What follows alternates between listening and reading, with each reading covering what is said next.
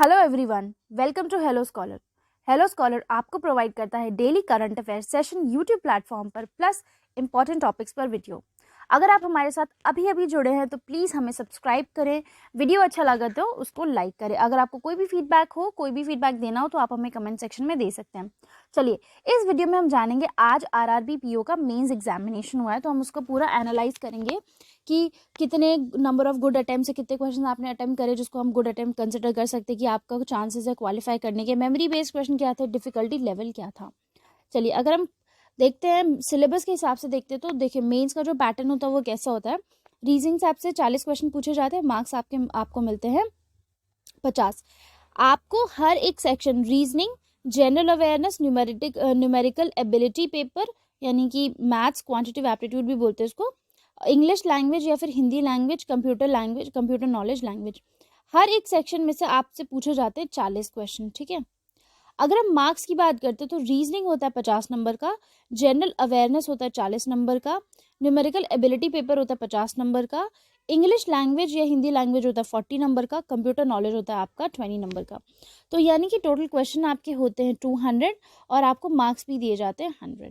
ठीक है, अगर हम एनालाइज करने की बात करें कि कितने नंबर ऑफ गुड अटेम्प्ट्स होंगे और डिफ़िकल्टी लेवल क्या होगा, तो बच्चों आपका जो रीजनिंग एबिलिटी है वो मॉडरेट था, यानी कि थोड़ा सा डिफिकल्ट था, बहुत ज़्यादा डिफिकल्ट नहीं था। क्वांटिटेटिव एप्टीट्यूड जो था वो डिफिकल्ट था।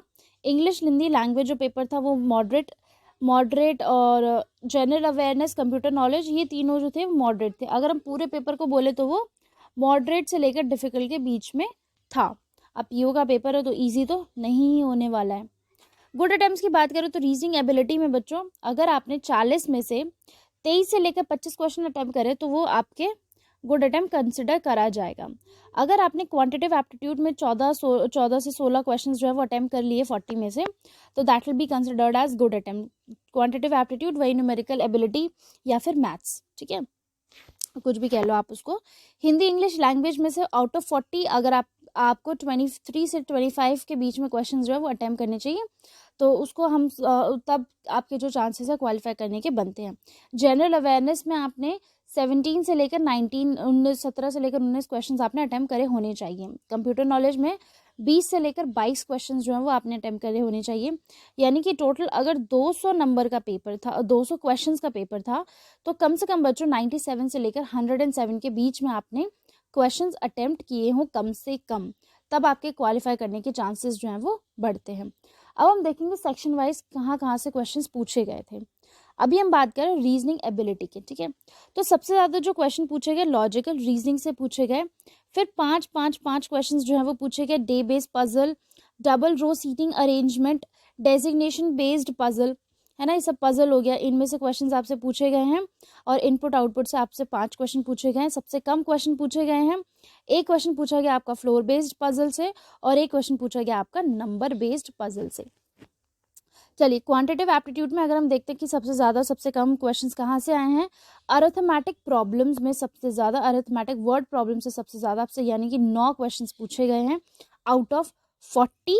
एंड डीआई में से आपसे पूछा गया है केसलेट डीआई आपका 5 क्वेश्चंस पूछे गए हैं। डबल पाई चार्ट में से आपसे 5 क्वेश्चन पूछे गए, टैबुलर में से आपसे 5 क्वेश्चन पूछे गए। तो डीआई में से अगर आप लगाएं तो आपके 15 क्वेश्चन तो आपके डीआई में से ही हो गए। अलग अलग तरीके की डीआई जो है आपसे पूछे गए, pie chart, tabular and caselet.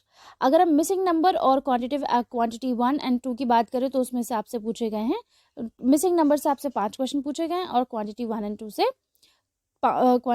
2 से भी 5 क्वेश्चंस पूछे गए। अप्रॉक्सीमेशन, क्वाड्रेटिक इक्वेशन, तीन क्वेश्चंस आपके आते हैं और टोटल लगा लीजिए आप हो गए 40 क्वेश्चंस और अलग अलग सेक्शन से इतने क्वेश्चंस आपसे पूछे गए। अगर हम बात करते हैं इंग्लिश लैंग्वेज की तो बच्चों आपका कॉम्प्रिहेंशन आया है, 2 कॉम्प्रिहेंशन आए हैं, दोनों 8 क्वेश्चंस हैं, दोनों 8 क्वेश्चंस पूछे गए हर एक कॉम्प्रिहेंशन से। कॉम्प्रिहेंशन एक आया था हीट वेव इन चाइना, दूसरा था स्टडी ऑन लकी नंबर। बाकी उसके बाद आपसे 8 क्वेश्चंस जो हैं वो क्लॉज टेस्ट से पूछे गए, इसीलिए हम बोलते हैं कि क्लॉज टेस्ट प्रैक्टिस क्लॉजेस जो हैं वो प्रैक्टिस करके जाइए। Phrase replacement, fillers, error detection, column based, इन सबसे सिर्फ 3 क्वेश्चंस पूछे गए हैं, प्लस न्यू पैटर्न के क्वेश्चंस 4 जो हैं वो 4 क्वेश्चंस आपसे पूछे गए थे। अगर हम बात करते हैं एक्सपेक्टेड कट ऑफ की, तो ये बच्चों आपकी एक्सपेक्टेड कट ऑफ है स्टेट वाइज, ठीक है, जनरल कैटेगरी की। तो आप एस्टिमेट लगा सकते हैं कि आपकी जो कट ऑफ है वो कितनी हो सकती है। लिंक जो है मैं नीचे दे दूंगी पीडीएफ का, जिसमें कि आपकी 2021 की आरआरबी पीओ 2021 की state wise and category wise cut off जो है वो मेंशन होगी। So that's all for today. I hope you liked the video. Kindly like, share, comment and subscribe to our channel. Join our Telegram channel for the latest job vacancy updates and current affair PDFs. Thank you everyone.